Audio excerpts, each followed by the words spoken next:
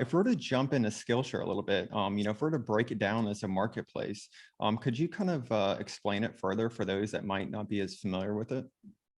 Yeah, so at the core is the platform, and it connects the supply and the demand, the buying and the selling. On the supply side, you have our teachers. It is an open platform. Anyone can come in and teach as long as they follow our guidelines, meet our standards, etc. Every class that gets uploaded, we manually review. We score it against a rubric. If it meets the minimum score, it stays on the platform. If not, it comes down. We send it back to the teacher with feedback.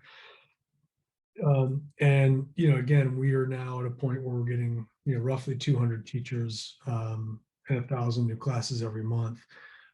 We also sort of a deliberate continuation of faking the chicken. We produce our own classes, which we call Skillshare Originals. We only produce 4 to 6 a month, given the relative to the 1,000 that we have coming into the community. So it's a pretty small number, but it's been interesting to see how we can use that little lever to guide the rest of the community where we want it to go. So whatever style, the content, the focus, the transitions, the music, like anything we're doing in our Skillshare Originals, we're setting a really high bar for the rest of the community. And it's interesting to see how they will follow the design and style cues that we're giving them, based on here's what we think is high quality. The best teachers will work very hard to mimic that style and that quality level. And also we can seed the markets. So there are certain creative subcategories where maybe we don't have a lot of depth. Interior design is a great example. We did a Skillshare original with Emily Henderson from HGTV. She has a massive social following.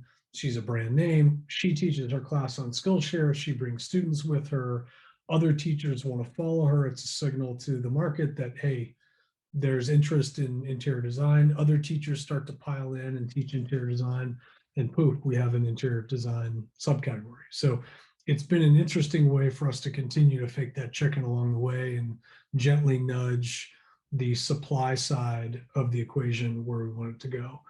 On the demand side, we have our students. We're an interesting model, and we're an open platform, two-sided marketplace, but also with a subscription model. So just to add a little complexity to the business. So the students, they pay now, I think it's equivalent of $14 a month if you pay annually in advance, or $30 a month pay as you go, for access to all 34,000 classes that we have on the platform. Now, marrying that marketplace with the subscription, the way we pay our teachers is we take 30% of our revenue in that month. We divide that across the teachers based on their share of the minutes watched.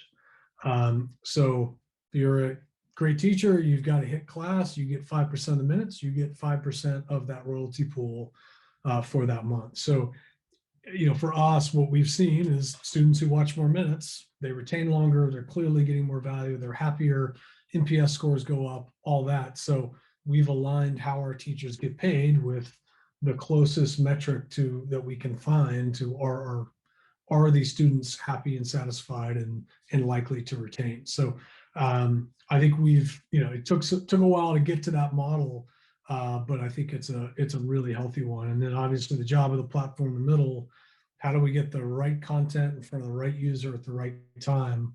But we're also looking at different ways to engage. So we've been running live sessions. We have workshops, which is sort of a string of classes and projects around a particular topic. We tested some audio content. So we're testing other ways to get students engaged.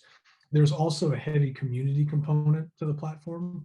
Part of our core pedagogy is you got to actually put this thing to work. It's not edutainment.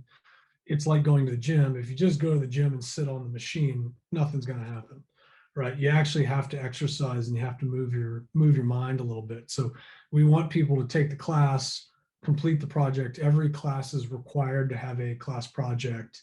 You complete the project, you upload it, you get feedback from the teacher, you get feedback from other students. And that community interaction is really important.